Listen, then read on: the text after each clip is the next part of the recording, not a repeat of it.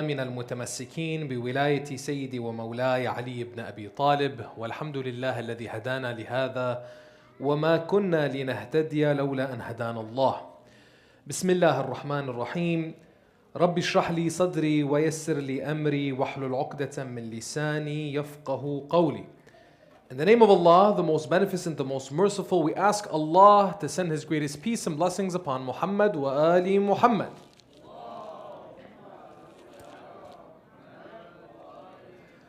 We praise Allah for all the blessings He has given us, and the greatest blessing being that He allowed us to be of the ones who remain steadfast, dedicated, and loyal on the path of our Master after the Prophet, the commander of the faithful, the prince of the believers, the protector of the Prophet and his message, Al-Imam Ali ibn Abi Talib alayhi salam. We praise Allah for this blessing and every blessing, for without Allah we would have nothing. Assalamu alaikum, my dear respected elders, my dear respected brothers, my dear respected sisters, wa rahmatullahi wa barakatuh. Come on, I think I can get a better alaikum assalam than that. Assalamu alaikum. MashaAllah, MashaAllah, MashaAllah. Ahsantum. Tonight is the first night of the 12-part series that I have the honor and privilege to be sharing with you all over the next 12 nights. And the series is one dedicated to understanding, with hopefully the utmost relevance in our world today, what are some of the principles, the rules, the laws, if you will, that we abide by as Shia Muslims, as followers of Ahlul Bayt alayhim salam, in the societies that we live in today.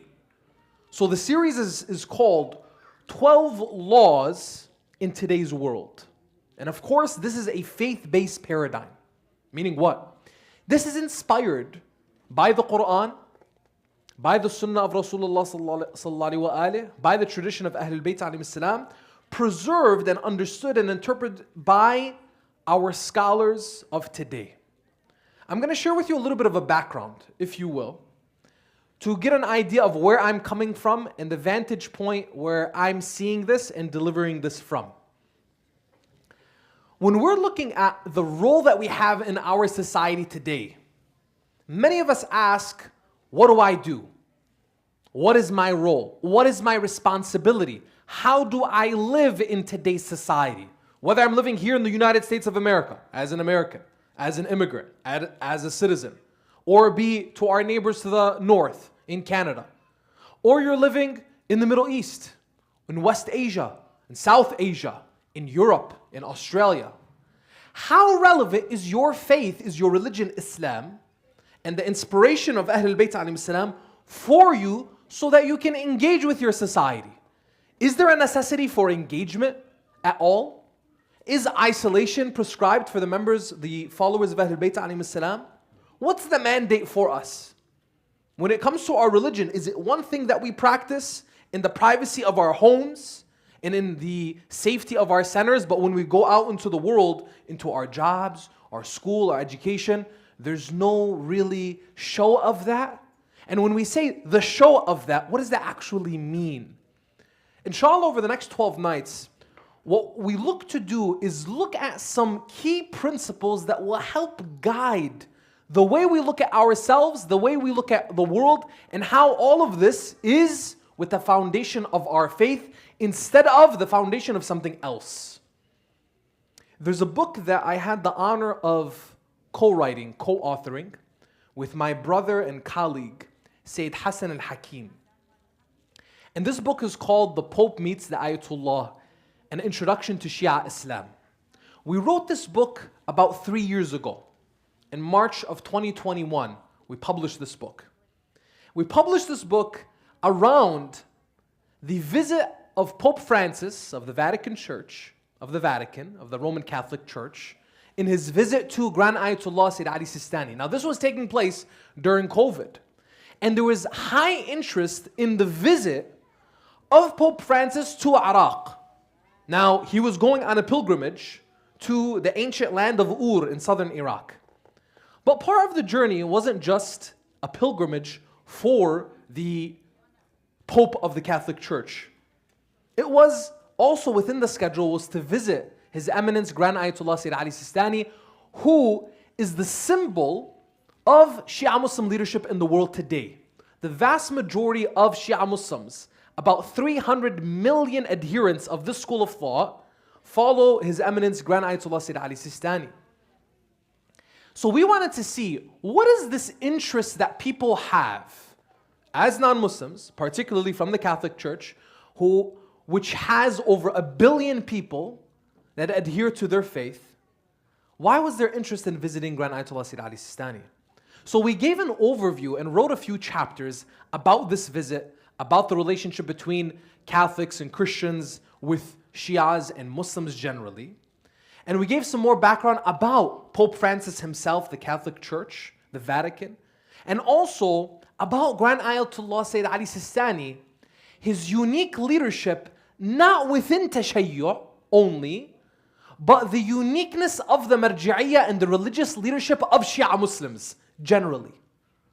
So what we wanted to do was we wanted to provide an insider's look, an insider's take into what does Shia Islam stand for? What is it all about? Now mind you, and we wrote this in our preface, that this was a perspective, a look. Not saying that this represents all of Tashayyu'. Obviously in Tashayyu', mashallah, we have a diversity of opinions, we have many maraja', we have many scholars, and there's different ways of looking at the world, as well as looking at that role and responsibility of Shia Muslims in the world today. So what we offered was a perspective, not representing or claiming to represent all of Tashayyu', all of Shia Islam, absolutely not. And in this book, we relied on, and I'm giving you, by the way, an introduction to this book. Why? Because this book heavily influences the rest of this series over the 12 nights. So if you're interested in taking a deeper look at some of these principles, some of these ideas, then I highly recommend you pick up this book, The Pope Meets the Ayatollah, An Introduction to Shia Islam, by Sayyid Hassan Hakim, and alhamdulillah, I had the privilege and honor of co-authoring it myself. So, when we looked at addressing some of these issues, we benefited in our research greatly from a number of books and a number of scholars. From those scholars are the late Ayatollah Sayyid Muhammad Baqir al-Hakim in his book Al-Jama'ah al-Salihah. Another book that we benefited from was, or actually series of books from the late Grand Ayatollah Sayyid Muhammad Sa'id al-Hakim, as well as some of the works of Ayatollah Sayyid Munir al-Khabbaz, as well as some of the works of Ayatollah Sheikh al-Sanad, amongst other scholars as well. Now, the majority of these scholars, if not all of these scholars, are very heavyweight giants from the holy seminaries or the seminaries of the holy cities of Najaf and Qum. And when we look at how do we see our faith as the inspiration for our life, we can't just rely on our own individual lived experiences, but instead we do the research, we consult and go back to our scholars, the religious authorities. Now, with all of that said, today as Shia Muslims, you and I face both a challenge and an opportunity. The diversity that exists in our communities today, which is something that is also reflected in the human experience. You have people from all different backgrounds, all different ethnicities, all different nationalities, living in places that are not their homelands and creating for themselves new homes. And unfortunately at times, due to perhaps a variety of socio-political issues and socio-political challenges, people are often challenged with the idea of making a new place a new home, and the more that that new place becomes a new home, the less a person becomes an adherent of their faith and of their religion. What we've found is that if we hold on to the foundation, which is our faith, we realize that as Muslims, and particularly as followers of Ahlul Bayt alayhim salam, you can be a religious, adherent, faithful person with your religion, with your faith, with your Islam, wherever you go in the world. And you can do so without being one who sacrifices their worldly success as well. What does that mean? What am I saying? You can be educated. You can be entrepreneurial. You can be successful yes, even in the material sense, in the world today, in the United States of America, and at the same time can be someone who is religious and dedicated to their faith. And perhaps some of the greatest opportunities that are offered to us today are in some of the most unlikely places, or argued to be by some points, some perspectives, as some of the most unlikely places. We find ourselves, the communities living in the West, whether you want to call them the communities living in the West, Western communities, or calling them by their nations, by their states, by their cities, and we'll get into that inshallah throughout the nights. This is merely just an overview. We find that some of the greatest opportunities for people to become faithful exist here. So what do you and I do, whether we are immigrants ourselves or the sons and daughters of immigrants? How do we see our faith, our religion, as a practical guide for our success in this life and the next? We don't want to sacrifice one for the other. And we see from Ahlul Bayt alayhim salam, as preserved for us by our scholars, we see a path forward. Perhaps when the world today is constantly setting up our communities within a framework of clashing civilizations, Islam versus the West. Who has heard that, by the way? The idea of Islam versus the West. Anyone hear that in discussions? Yes, okay? Islam versus the West. Perhaps the new dialogue and the new discourse, especially for us as communities that exist here in the West, that inshallah are not just surviving here in the West, but will be thriving here in the West, is not Islam versus the West, but rather Islam and Muslims in the West. Not Islam as something that is opposing the West, but instead Islam contributing to the West.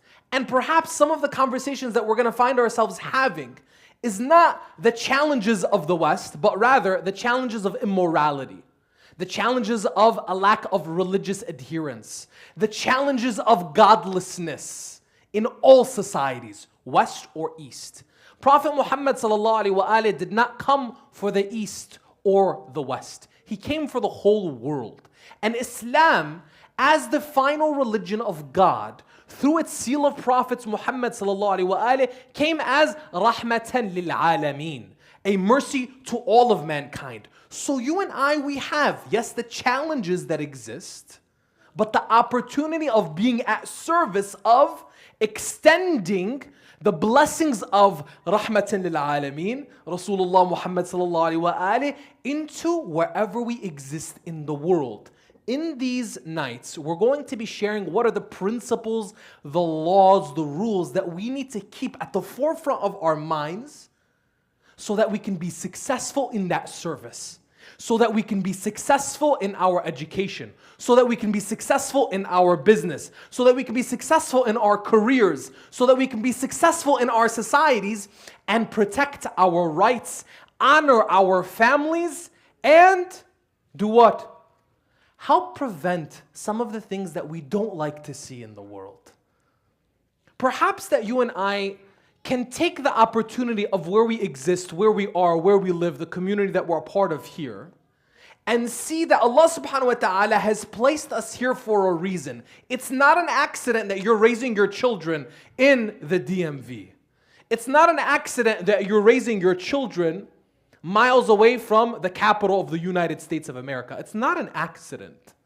Allah subhanahu wa ta'ala places us in the situations that we are in so that we are tested and your virtue can come forth. Perhaps you and I have an opportunity like nobody else had before. I'm going to share a brief story with you from my own personal experience and where I come from. And inshallah begin with the first law of these 12 laws that we're going to be covering over the 12 nights, the law of life.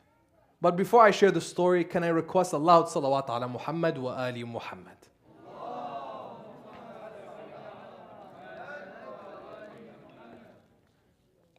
You see, my dear brothers and sisters, I was born in the United States of America, in Dearborn, Michigan. Half of my childhood was spent in Michigan, the other half was spent in Lebanon, in Sur, Lebanon specifically. So I was raised between these two worlds. My family moved back to Lebanon in the 90s, but that came after spending a couple decades in the United States of America. And we would eventually return back to the States. The decision that came to come to the United States of America came from my grandfather and my grandmother wanting to not just provide a better life for their children, my parents, but at the same time realizing the reality before them, which was the civil war in Lebanon. Now, some of you may not be aware of the details of the civil war in Lebanon that took place in the 70s. I realize, being someone from Lebanese descent, I think I'm a minority here.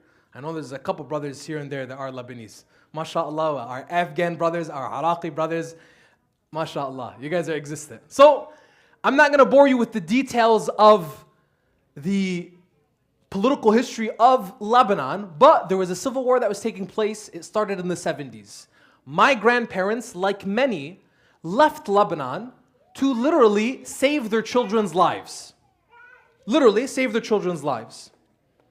When my grandparents arrived here, they were at a crossroads of where in America do they come? Where in America do they settle? And I had a conversation with my grandmother, and I asked her. Grandmother for us as Lebanese, we say tata or sittu. So I told my grandmother, I was sitting with her once, and it was a cold winter night. And our winters in Michigan are very cold, right? Colder than here. I asked her, I said, Tata, why did we choose Michigan? And I remember we had a snowstorm recently, and it was really bad. It was really cold. I said, why did we choose Michigan? And jokingly, I was like, couldn't Juddu, his grandfather, couldn't Juddu have chosen Florida, California, Arizona, somewhere warmer? I mean, we'll even take Virginia. It's at least 5 to 10 degrees warmer. So she told me, you know, your grandfather actually was considering somewhere outside of Michigan. And then I was like, oh, okay. Tell me, what was that? She said it was New York. I was like, New York. Okay, they get a few feet of snow too. So I said, New York? Well, why did he choose Michigan over New York? He said, well, your grandfather at this time, though he wasn't the most religious man, he feared God. He loved God. And he wanted to make sure that in this move across the Atlantic Ocean, they were leaving Lebanon, not knowing the language of the new country that they were coming to. They didn't know the culture, they didn't know the language, they didn't know it. He wanted to make sure that at least the religion of his children and their identity as Shia Muslims would be maintained at least on the most basic level. So I said, okay. I said, in Michigan, he heard of an Islamic center, a mosque that was being built and led by a sheikh, an imam. And he decided to make the move there because it had a higher likelihood that at least his children would be going there once a week for Jum'ah, once a week during the weekend, and see people like them. People that will say, Allahumma salli ala Muhammadin wa ali Muhammad. People that will celebrate Ahlul Bayt, at least on the very basic level. This is what? In the mid to late 70s. Okay? Mid to late 70s. It's 2025. This is just a little bit after. This is 1976. My children, so my grandfather's great-grandchildren, go to the Islamic school of the Islamic center that he moved his family across the Atlantic Ocean because of that Islamic center, because of that mosque, because of that masjid, because of his deen. My children go to the Islamic school of that Islamic center today. That is the decision of one man. One man made a decision. One man. My children are indebted to him for that decision that he made. Now I want you to take that with you tonight. Your life is so important, so precious.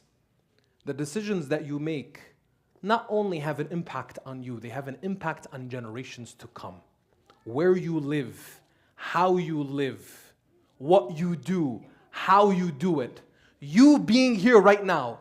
You think right now it's just the blessing of you coming in the holy nights of Ramadan. That, alhamdulillah, I come after iftar or I come for iftar and I listen to a lecture, I feel good, I do some tasbih and that's it. No, no, no, no. This, what you're doing right now, has an impact on your children that are not even existent yet. I'm speaking to my young brothers and sisters. Some of you who are not even married yet. Your decisions right now are impacting your children that are yet to come into existence. Your decisions right now. And when you do have a family, mashallah, my sisters, my brothers that have children with us, yes, that child that may be a little bit disruptive, God bless them. God bless them. It's okay, keep them here. But if you want, you can go to the kids program and I think they'll benefit more, right? Alhamdulillah. But God bless having the children here because they are being impacted by what we're doing now. So keep this story now in the back of your mind. Allah subhanahu wa ta'ala tells us in the Holy Quran, in Surah Al-Ma'idah, verse 32, Allah subhanahu wa ta'ala talks about the taking of a life and the saving of a life. And equates the taking of a life with one who has killed all of humanity. Chapter 5, verse 32. And the saving of one life, like the one who has saved all of humanity. Now I ask you, if you have the ability to save someone's life, or you fall to the sin of not even taking a life, but maybe destroying someone's life, hurting someone's life, speaking ill of someone, spreading rumors about them. And I'm throwing a few things here for you to just contemplate, reflect. Keep it in the back of your mind. The preciousness, the value of human life is to this degree where Allah subhanahu wa ta'ala places such sacredness on you, on your life, on your soul, that the taking of that life or the saving of that life equals all of humanity. All of it. Allah subhanahu wa ta'ala, through His Holy Prophet Muhammad sallallahu wa alihi, He tells us that the sanctity, hurmatul mu'min, the sanctity of the believer is greater than the sanctity of the Kaaba itself. All of us, every single day, in our 5 prayers, the obligatory prayers and the non-obligatory prayers, when you want to pray, where do you face? Where is your qibla? What's your qibla? My brother, what's your qibla? Kaaba. Ahsant. Ahsant. The Kaaba. Our qibla. 2 billion Muslims today face the qibla being what? The Kaaba in the holy city of Mecca. Rasulullah tells us this, see, mashallah, the hurma, the sanctity of this Kaaba. It's narrated, the Prophet said, the hurma, the sanctity of the mu'min, of you, is greater than the Kaaba. Yani, what does this mean? Is this all just meant to make us feel nice? Make us feel good? Oh yes, mashallah, our religion is a religion of peace and love and yes, human rights. No, not just that. That and more. You and I, the way we look at each other and the way we look at ourselves. But be careful, not for you to become full of yourself. Because Allah subhanahu wa ta'ala created us, yes, in the best of forms. في أحسن تقويم. But also, possibly you can be relegated to the lowest of the low. The human being's potential is like nothing else.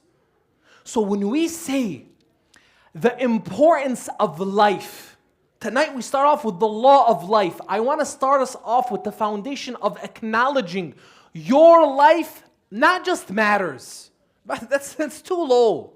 That's too low of a standard. It's not just your life matters. Your life is invaluable. Your life is priceless. Your life and you as a human being, Allah subhanahu wa ta'ala created this whole world for you. For you. And everything that you need is already inside of you. Imam Ali alayhi salam, he says, your sickness is from you, yet you do not sense it. Your cure is within you, yet you do not know it. You think that you're something insignificant, something small, while within you lies the greater universe. You would not need anything outside of you if only you would reflect. The significance and the power of the human being and what Allah subhanahu wa ta'ala has given the human being, not just in potential, is immense. Now, how do you and I live that? You cannot live a fulfilled life, a successful life, if you do not realize your value. Each and every one of us here today needs to leave here tonight knowing your value through Allah subhanahu wa ta'ala. When I say this is a faith-based paradigm, meaning what? Allah subhanahu wa ta'ala created you with this value, that your life, the taking of it or the saving of it is equated to all of humanity. One life. Now, how do you treat your life? And how do you treat the lives of others? How are you raising your children? Are you raising your children to know their value? And by the way, when we say raising our children to know their value, does that mean that they take the value of other individuals?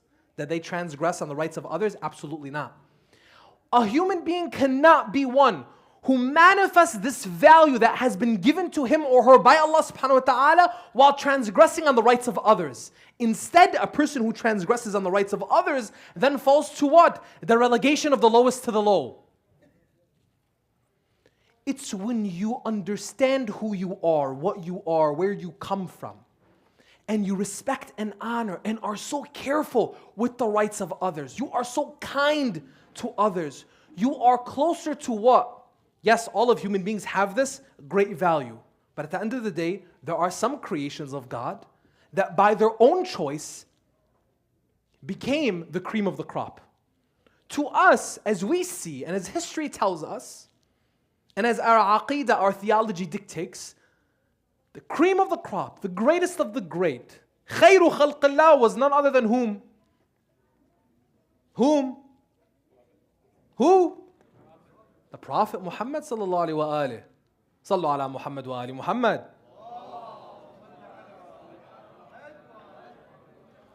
And what did he provide you and I? Yes, he provided us the revelation. Yes, he provided us Ahlul Bayt. And through the revelation and through Ahlul Bayt alayhim salam, he gave us a way of life, a lifestyle. Meaning what? One of the greatest things that you'll take away from the Holy Prophet is in the most challenging times when the whole world was essentially against him, how did he meet the challenges of his day? Did he isolate himself from the rest of the world because the world was just too mean, too racist, too much of bigots? Did the Holy Prophet ﷺ just say, oh, everyone is against me, so I'm gonna isolate myself? For 13 years, Rasulullah stayed in Mecca, even though all of Mecca was against him. For 13 years, more than a decade. And when Prophet Muhammad ﷺ would actually leave, he only left when what? It was at the very last thread of his life being taken. When he escaped in the night and asked Imam Ali alayhi salam to sleep in his bed, you have to see it within the context of what? He was being persecuted. His life was on the line. But he had spent 13 years already. He had lost his wife Khadija 3 years prior. Lost his uncle Abu Talib, who was his protector, 3 years prior. Khadija alayhi salam was his greatest supporter, the first to believe in him. Rasulullah sallallahu alayhi, in this time, in the greatest trials and tribulations, he lost some of the closest people to him, but he stayed. He stayed. When he left to Medina, or Yathrib, he left because there was the greatest threat was on his life.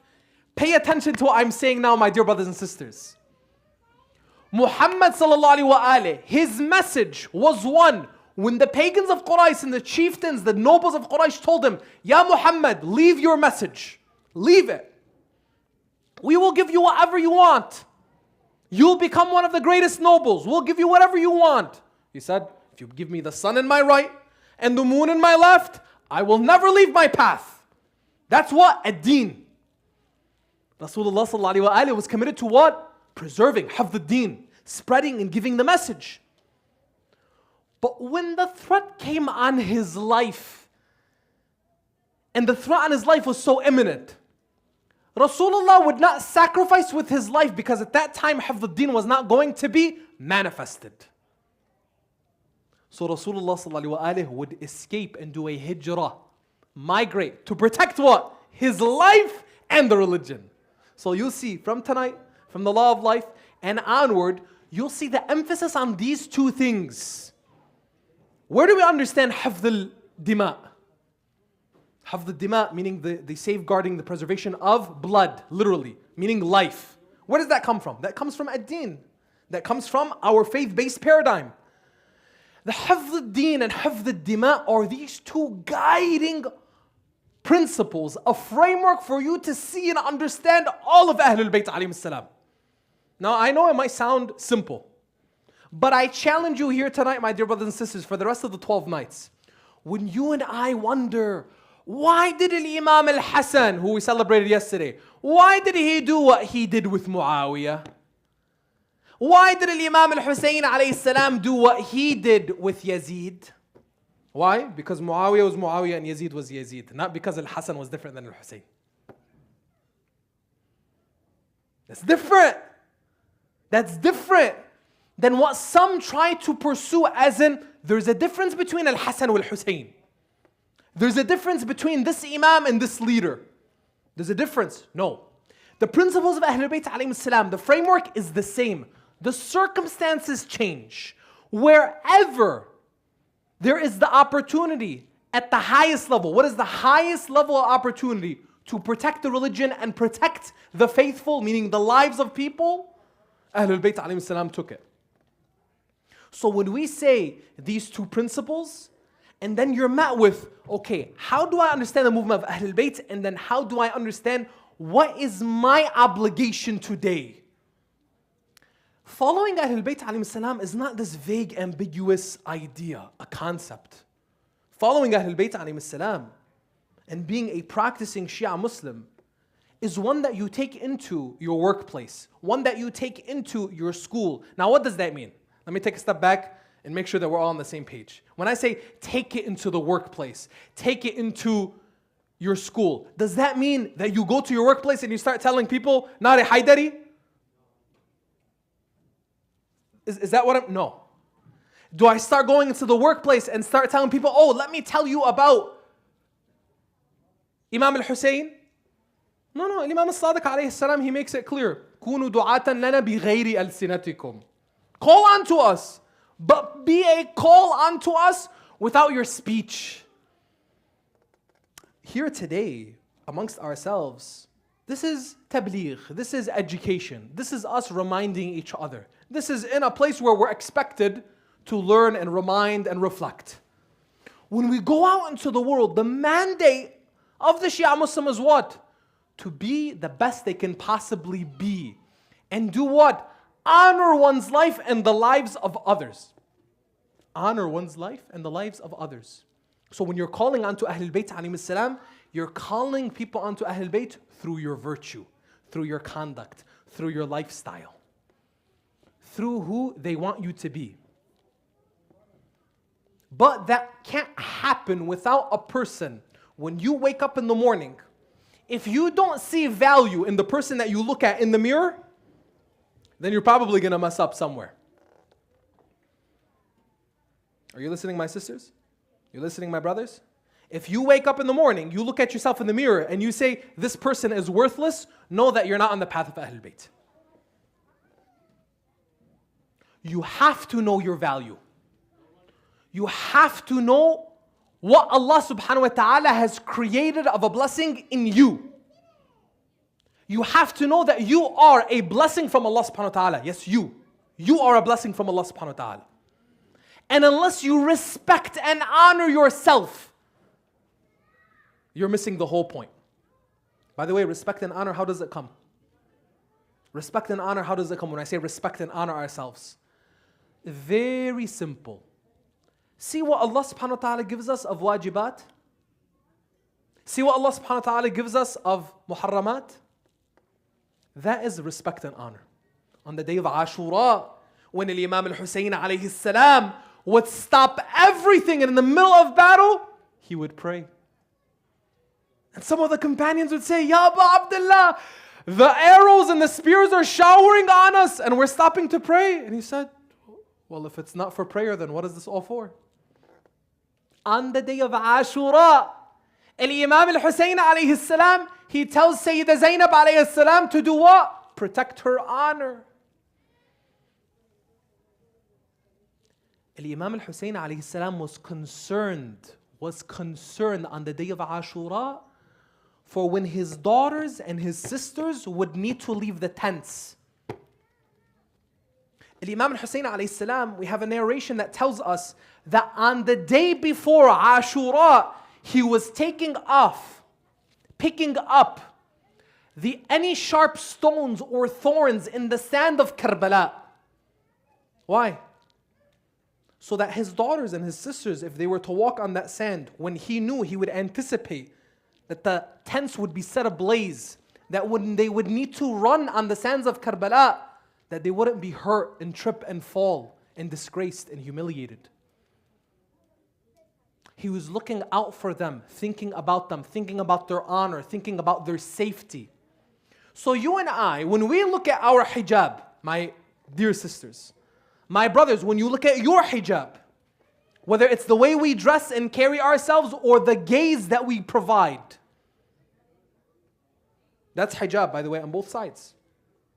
The way we dress, the way we carry ourselves, as well as the way we look and the way we gaze. That's hijab on both sides. That is honor. That is value. And I know as human beings, my dear brothers and sisters, we are tested. We are tested. But if you want to see what does that look like in the very beginning of the day, look at yourself in the mirror and ask yourself, how much do I value myself with Allah subhanahu wa ta'ala? Meaning what? Oh, am I the best servant of Allah subhanahu wa ta'ala? No. Now you're going towards what? A misunderstanding of value. This is going towards what? What shaitan, what Iblis had in his own paradigm and value. When Allah subhanahu wa ta'ala tells Iblis, before he became shaitan, tells Iblis with the angels, whom Iblis being one of the jinn, was at the status of the angels. He was let by Allah subhanahu wa ta'ala to worship Allah subhanahu wa ta'ala with the angels. When Allah subhanahu wa ta'ala told the malaika, told the angels to prostrate before Adam, they all prostrated, illa Iblis aba wastakbar. Except Iblis, he refused and became arrogant. Why don't you prostrate, O Iblis? He said, you created me of fire, you created him of clay. Fire is better than clay. Iblis was saying, I have a greater value. Not realizing that his refusal was what? Not a refusal of Adam. His refusal was a refusal of Allah subhanahu wa ta'ala.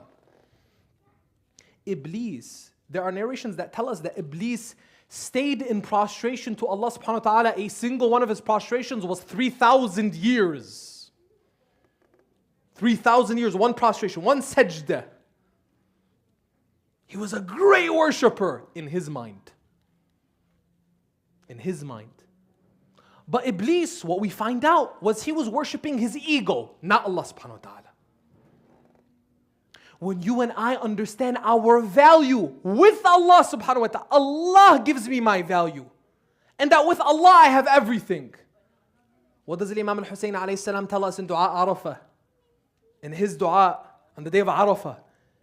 He says, what has he lost who found you? And what has he gained who lost you? Ya Allah. When you start off with a faith-based paradigm and you go into the world, go to all of these universities, go to all of these think tanks, go to all of these businesses, all of these firms. When you have a faith-based paradigm, you go into these places knowing that Allah subhanahu wa ta'ala is the one who sustains you and provides you. But you don't become arrogant because you know that's not virtuous.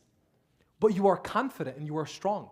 And you are content with whatever Allah subhanahu wa ta'ala provides. Why? Because He's the one providing.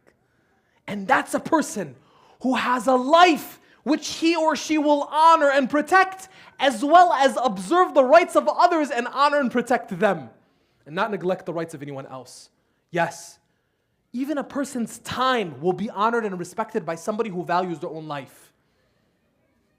I will respect and honor your time. I will respect and honor your energy. I will respect and honor your effort. I will respect and honor your money. I will respect and honor your children. I will respect and honor, etc., etc. Why? Because the person has to start off knowing and respecting and honoring themselves from Allah subhanahu wa ta'ala. So unless I start off with this, everything is lost. Everything. Tonight, I hope, my dear brothers and sisters, with this first law, the law of life, and that you and I, when we see, whether it's the way you wake up in the morning and leave the house, or the way you look at the rest of the world, the challenges overseas, the challenges here, and how you navigate those challenges. What risk are you providing? What risk are you taking when you take a decision this way or that way? When you're going to school, when you're going to work, why are you doing so? Is it merely for a paycheck? Excellent. Go after your rizq. Allah subhanahu wa ta'ala is going to provide you. But do you do so knowing that Allah subhanahu wa ta'ala is going to provide? Or you do so thinking that this company, this job, this person is going to provide me? Do you go to try to address the challenges of society today thinking that you're going to change the world? Or are you looking at it that Allah subhanahu wa ta'ala, I ask Him to use me in His way and provide me the guidance to do my absolute best? Because He provides life. He gives it and He takes it. And as Allah subhanahu wa ta'ala tells us in chapter 2, verse 152, Inna lillah wa inna ilayhi raji'un. We belong to Allah and to Him we return. That is not only death, but that is life. We acknowledge that, we appreciate that, we work on that basis, on that foundation. Your life will begin to change because you're seeing the world through a different lens, not a transactional one, nor an abstract philosophical one. A practical, pragmatic approach to the life that you have and the only life that you'll ever get, the one here, for the eternal life. And if you get things right here, and you work on things on that basis here, inshallah, you'll realize the value of the next life and how this life and what you put forward will be reflected in the hereafter. وَلَلْآخِرَةُ خَيْرٌ لَكَ مِنَ الْأُولَى. And the next life, the afterlife, is better for you than this life. We ask Allah subhanahu wa ta'ala to bring this understanding for us in a clearer way, to allow us to honor our lives, to allow us to see the example of the Holy Prophet Muhammad sallallahu alaihi wasallam, to see that even with his own family, his early companions, when their lives were put on the line, whether it be the movement of Imam al-Hussein alayhi salam in Karbala, in which he tried to save as many lives as he possibly could, up until the eve of Ashura, Imam al-Hussein alayhi salam was pressing with his family, pressing with his companions to go and save their lives. And Imam al-Hussein, by the way, as a note, historically, many people don't realize, the caravan of Imam al-Hussein from Hijaz, from Mecca, because he would leave from Medina to Mecca, and Mecca, he would be there for a few months, from Mecca to Iraq. At one point, on the way to Iraq, there were thousands of people with Imam al-Hussein alayhi salam.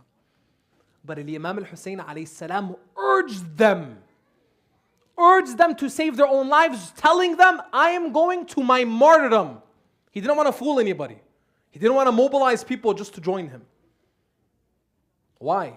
Because Imam al-Hussein alayhi salam had in his mind حفظ الدين وحفظ الدماء, the preservation of faith and the preservation of the blood, the lives of people. The lives. Just like Rasulullah sallallahu alaihi wasallam in the early days of Islam, when his own companions, the threat came on their lives in Mecca. I told you about the Prophet leaving and saving his own life and the lives of others after 13 years. I'll give you the short story and we'll end with this. Because the companions of Rasulullah sallallahu alaihi wasallam, the true companions, they deserve our remembrance and our reflection. One of those early companions was Ammar ibn Yasir. Ammar ibn Yasir was one who he and his parents were early believers in the religion of Islam. There was one day, Ammar ibn Yasir was surrounded by a gang from the pagans of Quraysh. And about a dozen of them surrounded him, taunting him, wanting to humiliate him. They told him, Ammar, say you don't believe in Muhammad. Say you don't believe in the God of Muhammad. He refused. They would take their taunting and then turn that taunting into physical abuse. And they beat Ammar so badly, this group of men, they beat Ammar so badly that Ammar would fall to the ground. And they're kicking him, telling him, say you don't believe. Ammar now is gasping for air. They're kicking him, beating him so hard that Ammar nearly dies. Before they get to that point, Ammar gasps saying, I don't believe. Now, they didn't just break Ammar's bones, they broke his heart because Ammar never wanted to utter those words. When he went back to Rasulullah and Rasulullah saw him in that condition, Ammar was crying, bawling. He goes to the Prophet and he's trying to explain to him what happened. The Prophet asked him one question. As he embraced him, he said, Ya Ammar, did faith leave your heart? He said, never, Ya Rasulullah. He told him, you did the right thing. Now, we understand this. Our scholars tell us this was one of the earliest expressions of taqiyya in our faith. Taqiyya being that idea of pious dissimulation. That in order for one to save one's life or the lives of others, it is not just okay, but the person should conceal their faith or part of their faith to save their life or the lives of others. When Ammar ibn Yasir did that and the Prophet gave him that essentially approval of what he did, our scholars tell us, if you look at the life of Ammar ibn Yasir and the Prophet's approval of his act of taqiyya, you see Ammar ibn Yasir, imagine he died on that day. Ammar ibn Yasir would not be that companion that was with Imam Ali alayhi salam in his hardest times throughout the 3 caliphates, as well as during the battle of Jamal and the battle of Siffin. The battle of Siffin is the one that Ammar ibn Yasir would fall martyr in. Imagine 30 years of life Ammar would have missed in service of Islam. Now, this paradigm, what does it do for us? Is there honor in a person giving their life, meaning in their death, in their martyrdom, for Allah and for Islam? Absolutely there is. But we see from Ahlul Bayt alayhim salam that better than that and greater than that is a lifetime that is dedicated to it. When you see Abu Abdullah al-Husayn alayhi salam on the day of Ashura, don't look at Abu Abdullah al-Husayn alayhi salam just as the Imam of the day of Ashura. Look at Abu Abdullah alayhi salam in his 50 plus years as the Imam on earth. To show you how to live. To show you how to live. When we look at our faith, my dear brothers and sisters, this is not a faith of death. This is a faith of life. This is a faith that provides life and shows us how to be successful in this life and the next, inshaAllah. We ask Allah subhanahu wa ta'ala to bring this clarity of understanding to us in the way of Ahlul Bayt alayhim salam. We ask Allah subhanahu wa ta'ala forgiveness and guidance. And the last of our prayers, and alhamdulillahi rabbil alameen, wa afdal as-salatu wa taslim ala nabiyyina Muhammad wa ala ali baytihi at-tayyibin at-tahirin.